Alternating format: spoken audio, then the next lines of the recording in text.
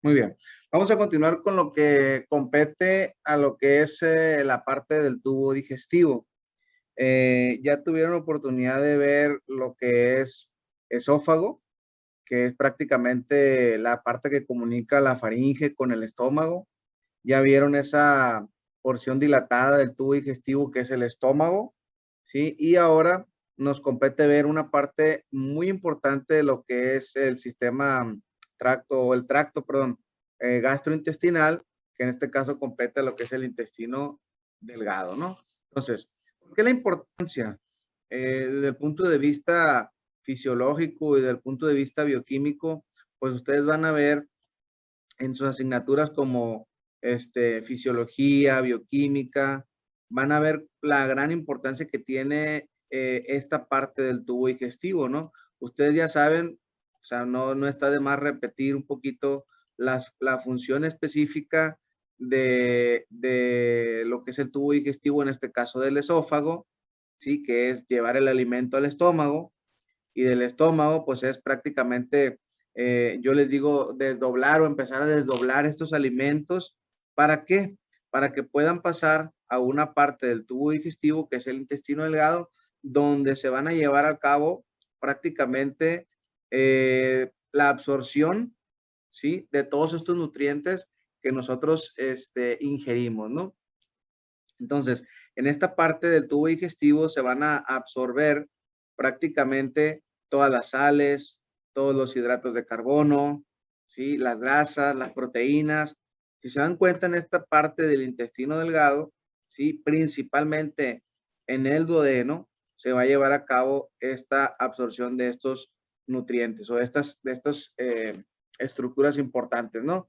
¿De dónde a dónde va el intestino delgado? Bueno, ustedes ya saben que el intestino delgado empieza donde termina el estómago, ¿no? Y el estómago termina en un pequeño, una válvula, ¿sí? En un pequeño estrechamiento que se llama píloro, ¿sí? Que es lo que divide del estómago al duodeno. Y a partir de ese punto empieza el intestino delgado y va a terminar, ¿sí? En la unión que se conoce como unión iliocecal. ¿Qué significa eso? Bueno, mire, si se da cuenta, empieza el intestino delgado desde el píloro, que es esta parte de aquí, ¿sí? Y va a terminar en la unión de una parte del intestino delgado que se llama ilio y se va a unir con otra parte que se llama ciego. Esta unión que se llama, que está la unión entre el intestino delgado y el intestino grueso se llama unión iliocecal y ahí termina aproximadamente, en este caso, lo que corresponde al intestino delgado, ¿no?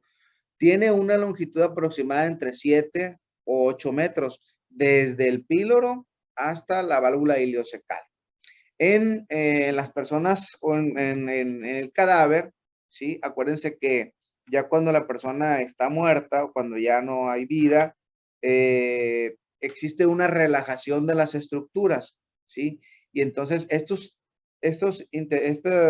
conductos también tienen una capa muscular. Entonces esa capa muscular tiende a relajarse también y entonces se ha visto que si ustedes o han estudiado que si ustedes agarran el intestino de una persona que ya falleció, pues puede llegar a medir hasta 10 metros de longitud, o sea, porque ya no hay esa contractura muscular y entonces eso permite que se prolongue aún más ese intestino delgado de manera completa, ¿no? Eso es obviamente en personas en muertos ya, ¿no?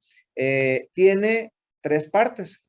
Se divide en duodeno, que es la primera parte, en yeyuno, que es la segunda parte, y en el ilion, que es la segunda parte. Las tres partes tienen algunas características anatómicas diferentes, pero su función principal va a ser la absorción de estos nutrientes y sacar prácticamente todos los nutrientes de esos alimentos que pasan del estómago al duodeno, ¿sí? Y lo que ya no se absorbe aquí, pues su siguiente función es pasar ese material que quedó, pasarlo al intestino grueso para que se empiece a formar, ¿sí? Lo que ustedes ya conocen como materia fecal, las heces, ¿sí? Lo que ya no se va a necesitar. Inclusive van contenidos de agua, todavía el agua llega al intestino grueso y en el intestino grueso es donde se empieza a absorber el agua para formar, pues, lo que nosotros conocemos como materia fecal. Muy bien. Entonces,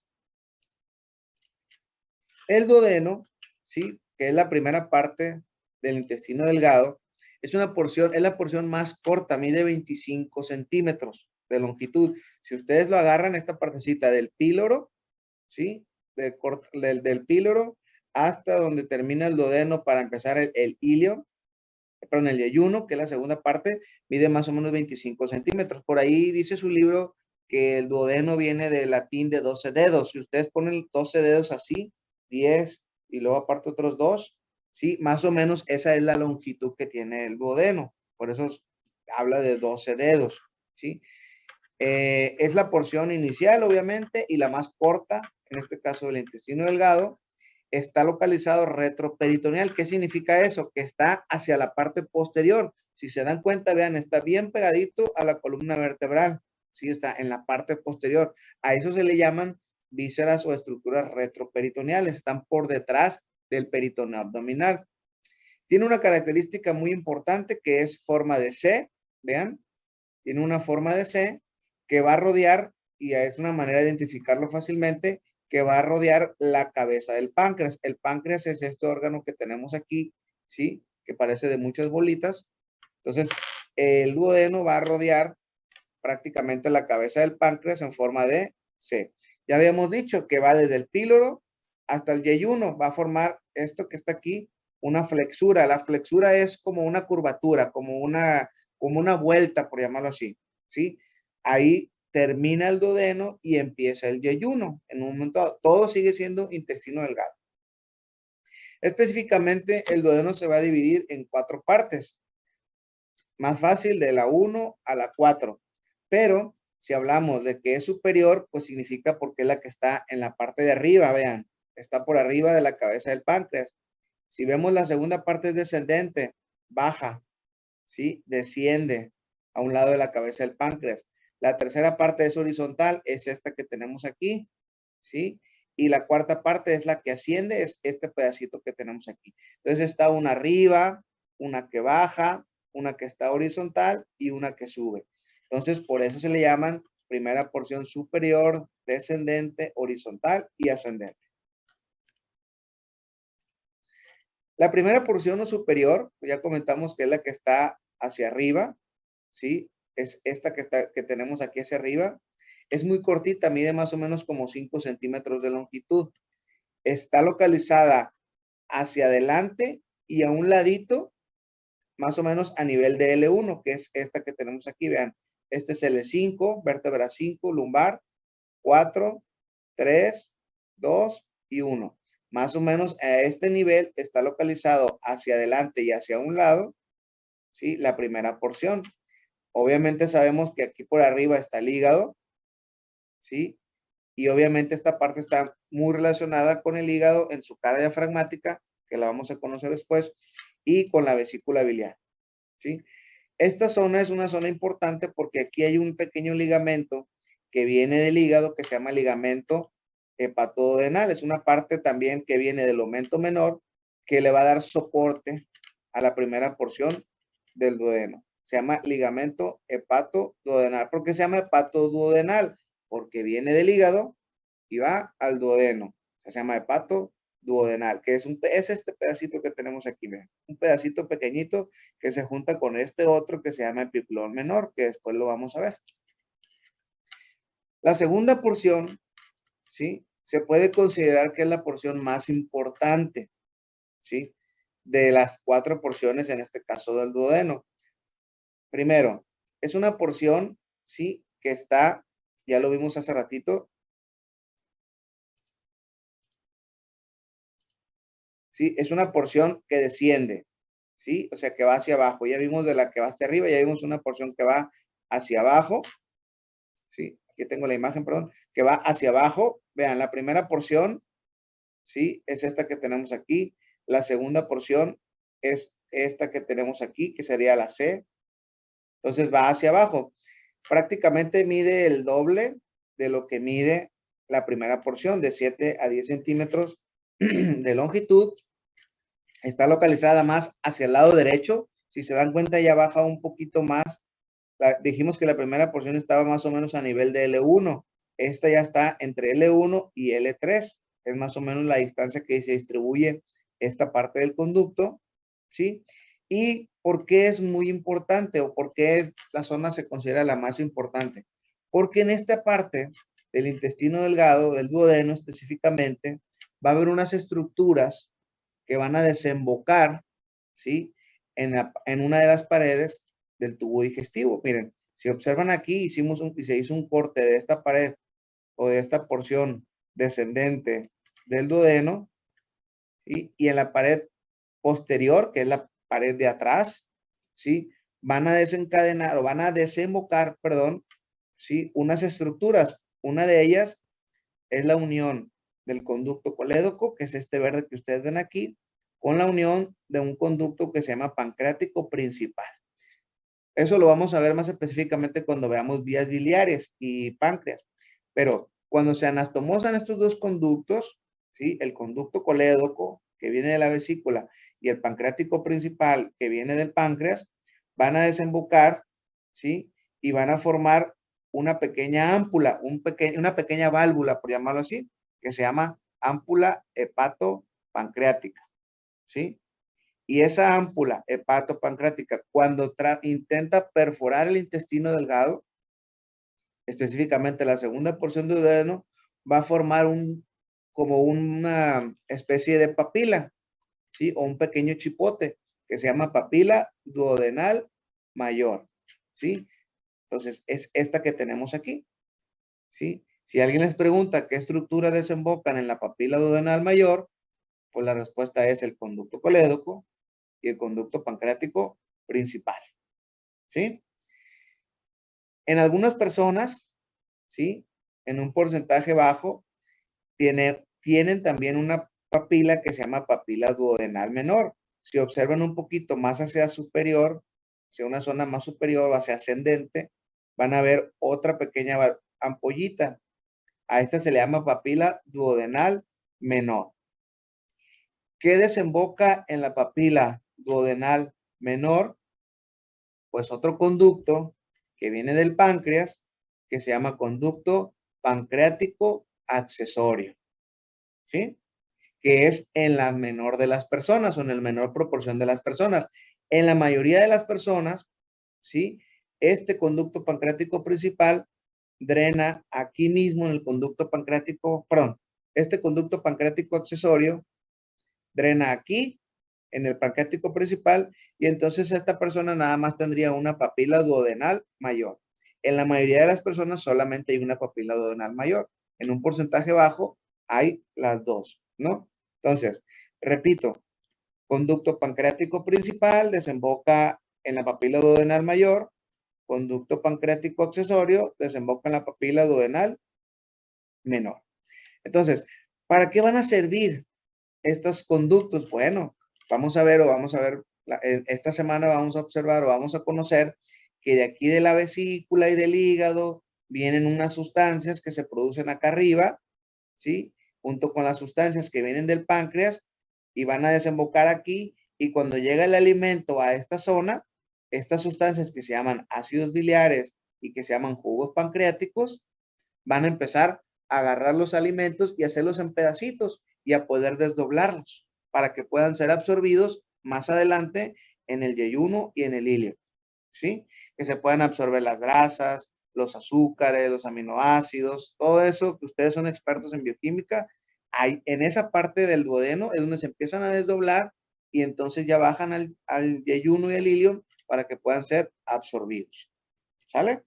Entonces, esta es la segunda porción del duodeno. Por eso es la más importante, porque si se dan cuenta, pues en la primera porción lo único que pasa es de que, pues es el alimento, el quimo que se formó, ¿sí? El bolo alimenticio que llegó aquí, que se formó del estómago, pasa a través del píloro y se va a la primera porción del duodeno. Y es un paso nada más. Y en la segunda porción del duodeno es cuando verdaderamente se empieza a llevar el desdoblamiento de estas estructuras. Ojo, no se lleva una absorción como tal en esta parte. En esta parte es cuando se empiezan a desdoblar para que puedan seguir descendiendo o seguir bajando a través del tubo digestivo y entonces ya en el yeyuno y en el ilio se lleva la mayor parte de la absorción de estos nutrientes, ¿no? Pero la gran importancia que tiene la segunda porción del duodeno, pues es que aquí desembocan estas estructuras que le van a dar esa función de desdoblar esas sustancias que nosotros ingerimos para que puedan ser absorbidos. ¿Ok? Entonces, conducto colédoco, pancreático principal, ámpula hepatopancreática, que es esta, por ahí la van a encontrar como ámpula de Vater, papila duodenal mayor y papila duodenal menor. ¿Sale? La tercera porción, ¿sí? Horizontal, ya comentamos que es esta, vean, es la porción D, es horizontal, ¿sí? O inferior, si tenemos una superior que es esta, que es la B, tenemos una inferior, pues que es la D en un momento dado. Entonces, esta mide aproximadamente 6 a 8 centímetros de longitud, de 6 a 8 centímetros de longitud, va a cruzar más o menos a nivel de L3, o sea, desciende L1, más o menos la porción superior, de L1 hasta L3, ahí termina la segunda porción, y en L3 forma esta pequeña curvatura para formar la porción horizontal o porción inferior. Entonces va a cruzar más o menos a ese nivel, ¿sí? Pasa por encima de la vena cava inferior. Vean cómo este conducto azul grueso que está aquí es la vena cava inferior, y esta roja fuerte grandota que está aquí, pues es la vena, perdón, la arteria aorta.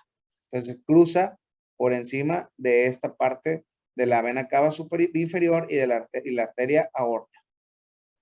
¿Sí? Y una pequeña cara, ¿sí? Una pequeña cara que se llama cara anterior, está cubierta por una pequeña zona de peritoneo. Prácticamente la primera porción, la segunda porción y la tercera porción son casi extraperitoneales, o sea, están por fuera del peritoneo. Aquí la tercera porción ya hay una ligera parte, ¿sí? De la tercera porción del duodeno que está siendo cubierta por peritoneo. Sí, o sea, ahí se va a empezar a hacer intraperitoneal. Y prácticamente la cuarta porción que es descendente, que es ascendente, si ya vimos que está una arriba, una que baja, una horizontal, pues tiene que haber una que suba.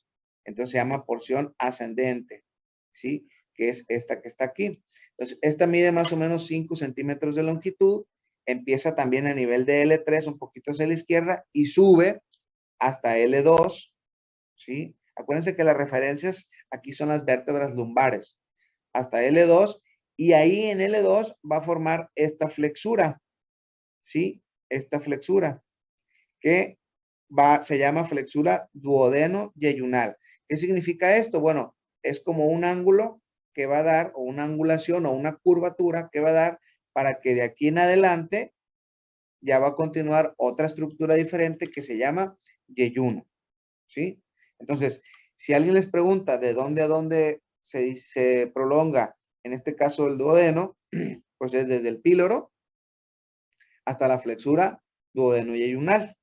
Ahí termina en este caso el duodeno. Y aquí va a haber una estructura importante, ¿sí? Que va a dar unos pequeños ligamentos de un músculo que se llama músculo suspensorio del duodeno.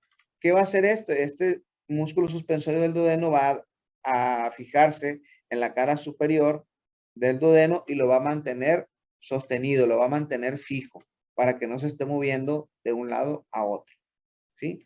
Entonces, por ahí hay dos estructuras que van a dar soporte al duodeno, el hepato duodenal y el suspensorio del duodeno son los que van a dar soporte principalmente arriba, en esta parte con el hígado, ¿sí? Y aquí en la parte duodeno, en la unión del duodeno con el yeyuno, sería el suspensorio del duodeno. Esos dos son los que le van a dar soporte principalmente a la estructura del duodeno.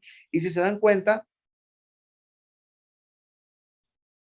prácticamente la porción superior, la porción horizontal y la porción ascendente o porción porción ascendente o la cuarta porción, prácticamente no hay estructuras de gran relevancia a diferencia de la porción descendente, ¿sí? Por eso les decía la gran importancia que tiene la segunda porción del duodeno.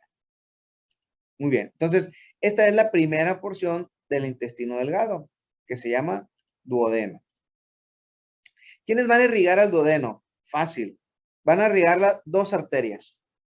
Una que se llama pancreato duodenal superior y una que se llama pancreato duodenal inferior. Esas son las dos arterias que van a irrigar al duodeno, ¿sí? La pancreato duodenal superior va a irrigar la zona, toda la zona proximal y la entrada hasta el colédoco, una parte inclusive de la entrada ahí del colédoco, ¿sí? Y la pancreato duodenal inferior va a irrigar toda la zona de duodeno distal hacia abajo, o sea, hacia la entrada del duodeno. Entonces, quiere decir que la pancreato duodenal superior va a irrigar, por ejemplo, la zona superior y una parte de la porción descendente. Y la pancreato duodenal inferior va a irrigar del colédoco hacia adelante, o sea, de donde se emboca el colédoco hacia adelante, prácticamente una pequeña porción de la porción descendente, lo que es la porción horizontal y lo que es la porción superior, ¿sí? Entonces, ¿pero de dónde vienen estas arterias? Bueno, aquí la arteria pancreato duodenal superior viene de una arteria que se llama gastroduodenal, ¿sí? Y la gastrodenal viene de otra arteria muy importante que se llama hepática, que vamos a ver al final de la semana, que viene de una estructura que se llama tronco celíaco, ¿sí? Y la pancreatoduodenal inferior, ¿sí? Viene de una arteria importante que se llama arteria mesentérica superior. Es esta que tenemos aquí abajo, ¿sí? Entonces, si podemos observar, vean cómo tenemos aquí una pancreato duodenal superior, que es esta que está aquí, más o menos donde está el 2, ¿sí? Esta que está aquí es la pancreato duodenal superior y esta que está aquí es la pancreato duodenal inferior, ¿sí? Esta es la arteria mesentérica inferior y esta es la gastroduodenal que viene también de la hepática, ¿sí? Pero ahorita lo que nos importa es pancreato duodenal superior y pancreato duodenal inferior. Obviamente con el nombre ustedes pueden entender que esta arteria también va a irrigar una parte del páncreas, que va a irrigar también una parte del duodeno específicamente, ¿no? Pues por eso se llama pancreato duodenal, ¿sí? Y las venas, ¿sí? Todas las venas que son homónimas o son satélites de las arterias, ¿sí? Vena pancreato duodenal inferior y superior, estas van a drenar en un sistema venoso muy importante que se llama sistema vena porta, ¿sí? Que vamos a ver más adelante quiénes conforman el sistema porta, el viernes específicamente. Y van a drenar también en una vena que se llama vena mesentérica superior. Ustedes van a ver que la vena mesentérica superior junto con otra van a formar la vena porta, ¿sí? Entonces, esta sería la irrigación arterial y la irrigación venosa específicamente del duodeno. ¿Qué nervios? El décimo par craneal, el vago o neumo gastroentérico, ¿sí?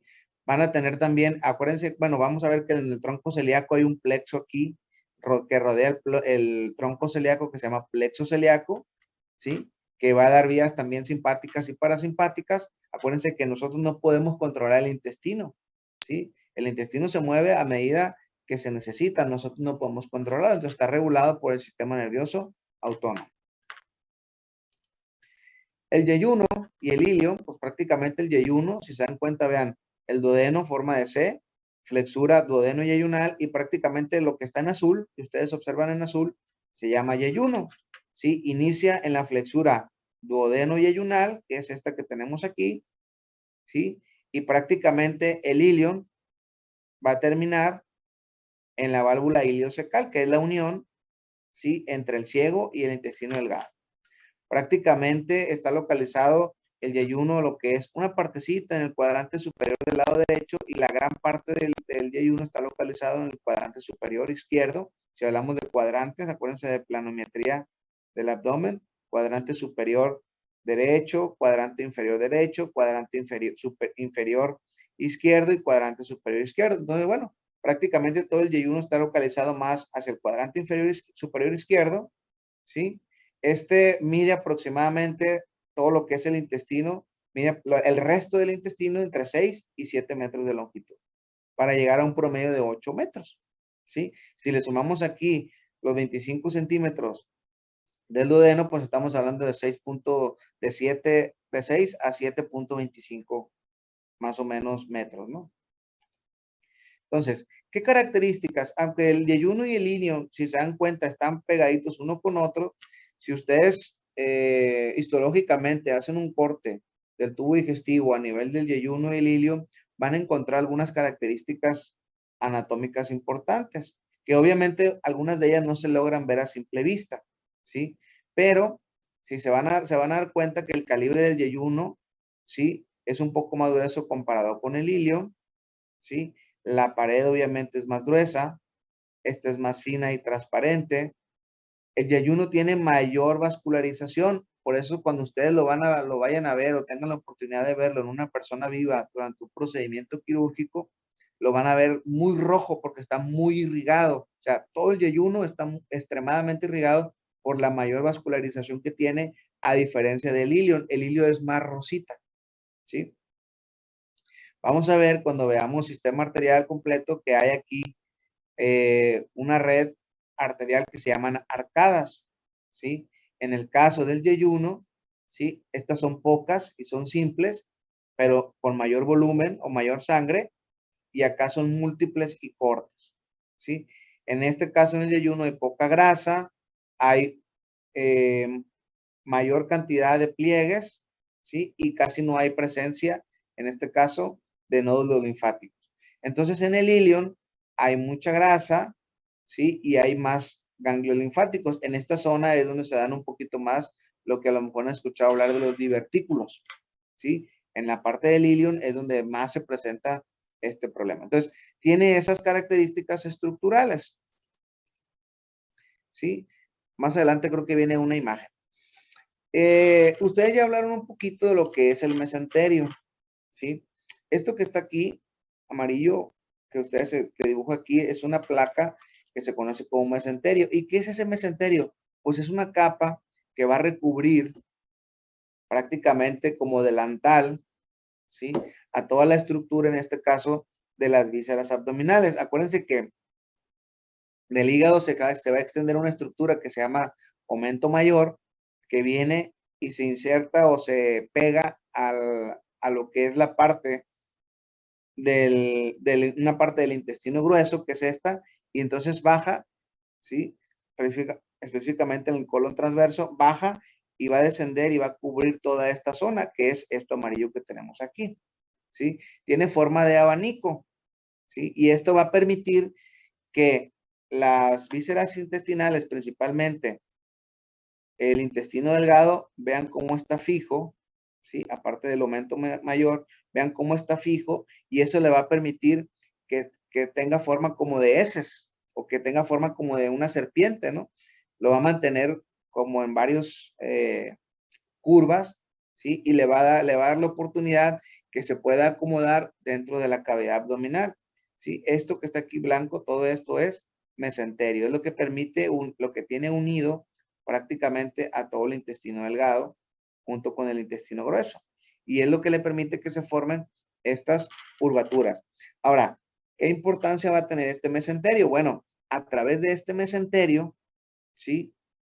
Va a distribuirse las arterias y las venas, así como en este ejemplo que tenemos aquí. Vean, este es el ciego, la parte inicial del intestino grueso. Es esta partecita que está aquí, se amplificó y esto se llama mesenterio.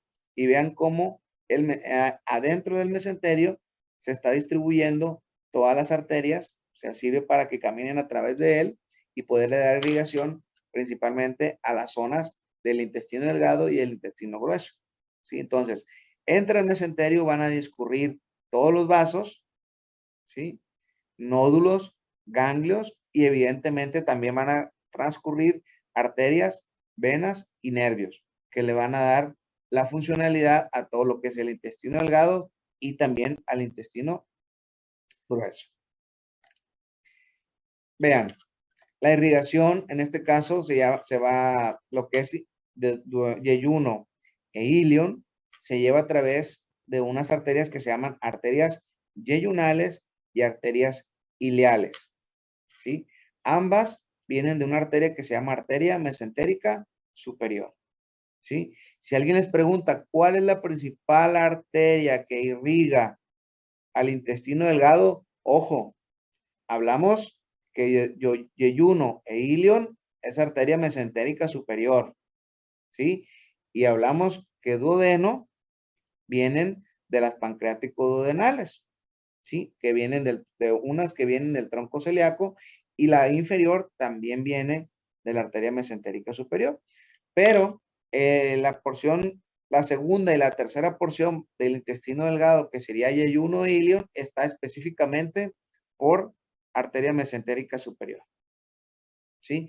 Aquí vean el corte histológico, cómo cambia la estructura del yeyuno, ¿sí? Y del ilion. Vean la gran cantidad de células que hay, o la presencia de grandes pliegues inclusive que hay, y eso es por eso necesita una mayor cantidad de arterias que le den irrigación a esa zona. Todo el tubo digestivo, ¿sí? Está compuesto por estas capas que le van a permitir el movimiento a través de las capas musculares, tanto circular como longitudinal, ¿sí? Tienen una capa interna y una capa externa, pero aquí lo importante, vean la vascularización. A esto que están aquí se llaman las arcadas, ¿sí? Arteriales. Se distribuyen entre el mesenterio y vean cómo estas arcadas, en el caso del yeyuno, tienen que ser mayores y en el caso del duodeno, perdón, del ilion, perdón, son menores y en el caso del ilion son mucho más pequeñas, ¿sí? Y más cortitas, ¿sí? Pero estas son de mayor calibre, entonces tiene mayor irrigación el yeyuno.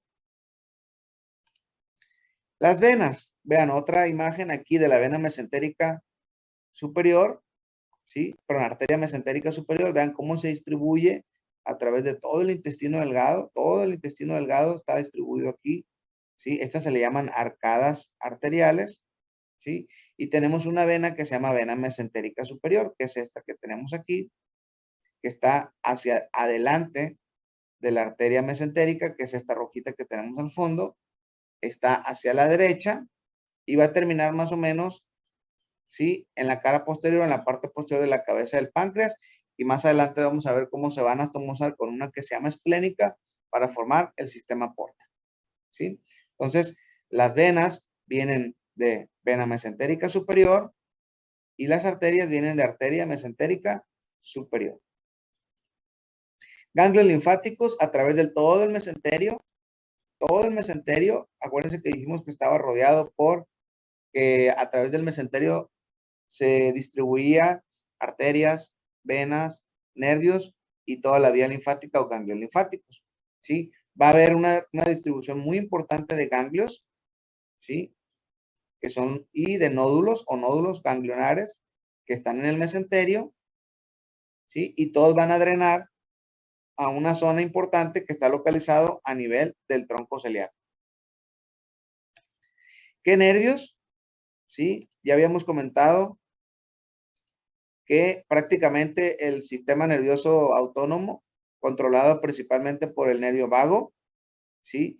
Va a haber, acuérdense que aquí va a haber fibras simpáticas y parasimpáticas, ¿sí?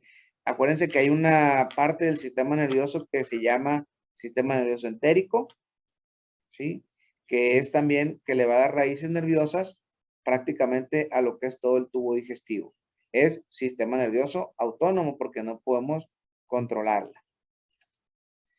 Así es como se estudia, por ahí ya vieron a lo mejor, o no se tuvieron la oportunidad de ver, este estudio se llama serie esófago gastroduodenal, ¿sí? ¿Y en qué consiste esta serie esófago gastroduodenal? Pues en darle a la persona a tragar un líquido o un jugo con un material de contraste y entonces le empiezan a tomar radiografías a medida que va descendiendo ese líquido que se tomó y entonces se va pintando todo el tracto gastrointestinal.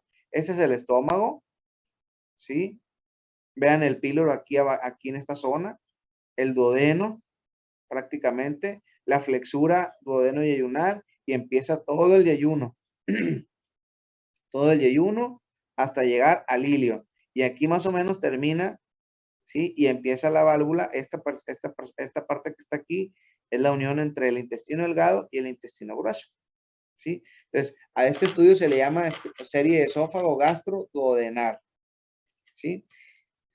Hay otra serie de estudios que probablemente lo comentaron, uno que se llama endoscopía, que es introducir una camarita a través de la faringe, ¿sí? Entrar a la vía digestiva, y se llama endoscopía. Aquí podemos, este es un estudio obviamente un poco más invasivo, con riesgo también, obviamente, quirúrgico o con riesgo de la implementación del estudio porque el paciente tiene que estar sedado. En el caso de la serie esófago gastrodenal, se le da de tragar el líquido y hay que esperar unos minutos a que empiece a bajar el líquido y se le empiecen a tomar radiografías. Es poco invasivo. Y en el caso de este podemos observar todo lo que es el esófago, el estómago, ¿sí? Podemos descender hasta el cardias, podemos ver al estómago, podemos determinar esofagitis, un esófago normal, ¿sí? Podemos determinar si hay o no ausencia o presencia de hernias, ¿sí? Estomacales o hernias gástricas. Acuérdense que cuando el músculo diafragma es incompatible o está muy flácido, se abre un poquito y la parte del fondo del estómago tiende a subir. A esto se le llama hernia hiatal, ¿sí? Entonces, a través de la endoscopía se pueden estudiar las hernias también del hiato esofágico, ¿sí?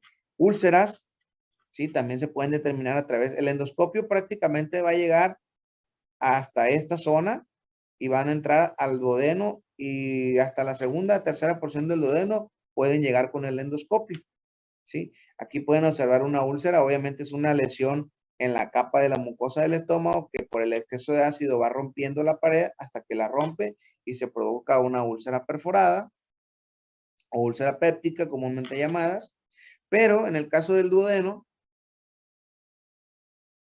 acuérdense que el ácido que tenemos aquí en el estómago, aquí está el píloro, también puede pasar al duodeno y ese mismo ácido puede quemar la pared del duodeno y entonces puede formar también lo que nosotros conocemos como úlceras duodenales, ¿sí? Por el exceso de ácido o el exceso de, en este caso, de la hiperacidez que se produce. También hay unas úlceras muy relacionadas con una bacteria que se llama Helicobacter pylori, que probablemente la han escuchado, que pues obviamente si no se erradica o si no se elimina del tubo digestivo, pues es una bacteria que va lesionando la mucosa del estómago y eso condiciona a largo plazo úlceras o inclusive pueden ser precursores de cáncer en un momento dado. Entonces a eso se llama Helicobacter pylori, que es una bacteria que afortunadamente tiene tratamiento. Para eso nos va a servir el estudio endoscópico. Obviamente cuando entran con un endoscopio, con ese mismo instante lo que hacen es tomar una pequeña muestra. Toman una biopsia, una muestra del tejido, ¿sí? Y yo sé que ustedes ahorita ya son expertos en histología, lo leen, lo fijan y lo ven a un microscopio y entonces pueden determinar si hay o no alteración en las células del tejido o en el tejido celular, si hay alteración y entonces determinar si hay una lesión o no, inclusive la presencia de la bacteria, ¿sí? A través de esa biopsia. Estenosis pilórica, cuando hay un estrechamiento muy importante de esta válvula que se llama píloro, que es congénita, es obviamente recién nacido, se puede determinar nada más. No pasa el alimento del estómago al duodeno, y entonces obviamente eso condiciona problemas en el producto. El píloro debe de estar prácticamente fácil de abrir y cerrar, es una válvula al fin de cuentas, ¿no? Muy bien, chicos. Creo que esta es la última. Tenemos chance de unas 4 o 5 preguntitas para, si tienen alguna duda, la podemos aclarar de una vez. Muy bien. Serrano. Buenos días, doctor. Buenos ¿Qué días. pasa si hay una patología exacta si el intestino delgado crece más de lo normal, más de los 7, 8 metros promedio? ¿Qué pasaría en eso? Crece. Obviamente puede crecer más, pues dependiendo de cada persona, porque puede variar, ¿no? En promedio, se supone que esa medida que se dio es en promedio porque se hizo un estudio en un determinado número de población, obviamente de cadáveres, y se estudió la longitud del intestino, ¿sí? Aquí lo que marca la capacidad o la longitud del intestino, pues es la capacidad de la cavidad abdominal. Si tú tienes una cavidad abdominal muy pequeña y tu intestino es muy grande, obviamente estuvieras muy panzoncito o tienes a tener muy panzón. Por naturaleza no crece como tal, pues, ¿sí? O sea, tiene una medida estándar entre 7 y máximo yo creo que hasta 10 metros de longitud puede llegar a tener y en este caso en el cadáver hasta 10 metros, pero en una persona viva no he escuchado al menos que haya una patología como tal que tenga relación con una longitud prolongada y a lo mejor prolongada estaremos hablando de más de 10 metros, supongo. ¿no? De longitud, ¿no? Y no he escuchado al respecto, ¿no? La verdad. Puede ser que sí, pero la función pues, va a ser la misma. Al fin de cuentas, va a realizar la misma función, ¿no? Ok, muchas gracias. Sale. Félix. Buenos días, profesor. A lo mejor esta pregunta está más relacionada con estómago, pero tengo la duda. Cuando se induce al vómito, ¿qué reflejo sigue el cuerpo? ¿Qué nervio manda la señal o Ok. todo eso? Aquí hay un reflejo que se llama reflejo nauseoso, ¿sí? El reflejo nauseoso está provocado por unos nervios o algunos pares craneales están en relación a uno que se llama glosofaringio, otro que se llama hipogloso porque está en relación también con la lengua y también el nervio vago. O sea, hay una conjunción de estos tres nervios que participan en el reflejo nauseoso, ¿sí? Pero principalmente en este caso es el glosofaringio, que es el nervio que va a participar más en la inervación de la faringe, de la laringe, y es cuando se estimula ahí la campanilla, es cuando se despierta este reflejo nauseoso. ¿Pero contrae el estómago o...? No, que contraiga el estómago. Sí, acuérdate que cuando se produce el reflejo nauseoso, el estómago es aparte que es una estructura muscular, ¿no? Que se contrae y se relaja. Evidentemente, por eso digo, el nervio vago también participa y estimula el estómago y se produce una contracción, no nada más del estómago, prácticamente de todas las vísceras abdominales, porque estas se contraen y empujan el alimento hacia arriba y eso provoca obviamente el regreso de los alimentos. Cuando hay un vómito se contraen prácticamente muchos órganos que están dentro de la cavidad abdominal, por eso también participa el nervio vago. ¿Sale? Muy bien. Tizoc. Soy Reynoso, Perdón, profe. Reynoso, perdón. Este, buenos días, doctor. ¿La endoscopía nada más se puede realizar por medio del esófago o también se puede No, realizar por la pared abdominal? sí. No, a través de la pared abdominal no. Vamos a ver mañana que también se hace otro estudio que se llama colonoscopía, en donde el tubo o la cámara, obviamente la cámara que ahorita les mostré, pues ya les dije que llega prácticamente hasta la segunda, tercera porción del duodeno máximo, no puede llegar más allá. Entonces, para poder ver la otra parte del tubo digestivo, pues tienen que entrar con otra camarita, o sea, prácticamente la misma camarita, pero entran a través del ano. O sea, se llama colonoscopía. O sea, entran a través del recto y entonces ven la otra parte del tubo digestivo. Mañana por ahí traigo una imagen de una colonoscopía, o sea, que prácticamente entran por aquí en la boca para ver hasta el duodeno y para ver la otra parte del tubo digestivo, pues tienen que entrar por la parte inferior, que en este caso es el ano, ¿no? Entonces se llama colonoscopía. Para la extracción de la vesícula también sería por el esófago o no? O sea, eso No, sería no, ahí sí tienen que entrar con unos trocares, con unos hoyos y con una camarita. Esa se llama laparoscopía, es otro procedimiento diferente. Laparoscopía se llama eso. Se estaba ¿Vale? confundiendo. Ande. Tizoc, ahora sí. Buenos días. Mi pregunta es que si, ¿por qué el intestino delgado es insensible a como incisiones y quemaduras, pero sensible a la distensión? Insensible a lesiones y quemaduras. Sí. Oh, buena pregunta. O sea, ¿encontraste tú que no había dolor al momento que se lesiona? ¿A eso te refieres? Sí, es que en el libro dice que el intestino delgado es insensible a la mayoría de estímulos dolorosos, pero sensible a la distensión. Ah, ok.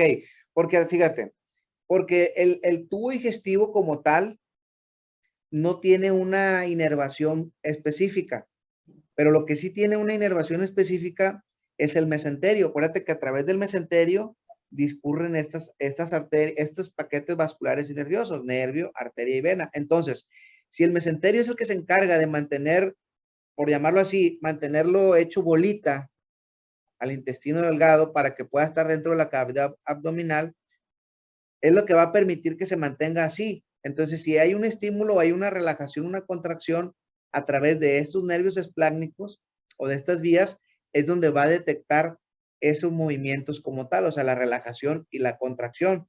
Si tienes razón lo que dices, cuando hay una lesión específica, o sea, si tú agarras el tubo, por llamarlo así, el intestino, y lo lesionas o lo cortas, no hay una vía aferente que comunique dolor, ¿sí? Pero sí hay unas vías a través del mesenterio que van a comunicar cuando ésta se distiende, ¿sí?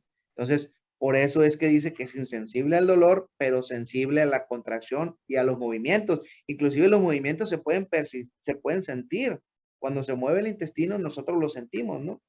Entonces, el dolor que se transmite cuando hay un cólico, pues es una contractura de la estructura muscular del tubo digestivo y eso se transmite a través del mesenterio, ¿no? Por eso es que, como tal, el tubo digestivo no tiene una inervación, por eso es que no duele, ¿sí? Sí. Gracias. Sale, vale. Última pregunta, chicos, para irnos. Mendíbil. Mi pregunta va a ser rápida por si alcanza alguna otra persona, de que vimos en los diapositivos que se suelen producir una que otra vez úlceras de un cierto porcentaje. Yo me referí en la parte del estómago. En el estómago, si se llega a producir una úlcera es debido que se traspasó la capa mucosa que recubre el estómago, ¿no? Y Sí. se puede llegar hasta perforar. ¿Sí? Cuando se llega a perforar el estómago, pues deja de ser útil para el cuerpo, por lo que se tendría que hacer un trasplante, es mi duda. No, cuando se hace una úlcera, o sea, tú puedes tener una úlcera y la puedes estar tratando. La úlcera es como una llaga, por llamarlo así, en la mucosa del estómago. Entonces esa llaga te va a estar causando dolor. Pero si esa llaga, si tú no la tratas, ¿sí? Esa lesión que se produce en la mucosa se va a seguir lastimando y lastimando y va a seguir atravesando las capas del estómago hasta que se perfora. Cuando la úlcera se perfora, se transforma en una urgencia. ¿Sí? ¿Por qué? Porque el contenido gástrico se va a la cavidad peritoneal y eso se complica y se hace un abdomen agudo. Pues ahí tienen que entrar, abrir y cerrar esa úlcera. Hacer un lavado porque se contamina la cavidad abdominal del contenido que hay en el estómago. Entonces, o sea, obviamente no es necesario, es entrar, reparar, por llamarlo así fácilmente en palabras muy burdas, esa lesión, ¿sí? Y volver a cerrar y tu estómago sigue funcional. Un trasplante de estómago, pues se hace obviamente cuando ya hay una lesión muy grande, cuando ya era en un cáncer o algo, pues sí tienes que quitar el estómago o una parte del estómago. No hacen trasplante de estómago como tal. Seccionan el estómago y van dejando a veces un estómago bien delgadito, que es algo muy parecido a lo que hacen a las personas con obesidades mórbidas, superobesos. ¿Qué hacen? Cortan el estómago y les dejan un estómago pequeñito, pues con el objetivo de que bajen de peso, ¿no? Entonces no hay como tal un trasplante de estómago, ¿no? ¿Sale? Gracias, profe. Muy bien, chicos. Nos vemos el día de mañana, ¿no? Que tengan un buen día. Estamos pendientes. Cuídense.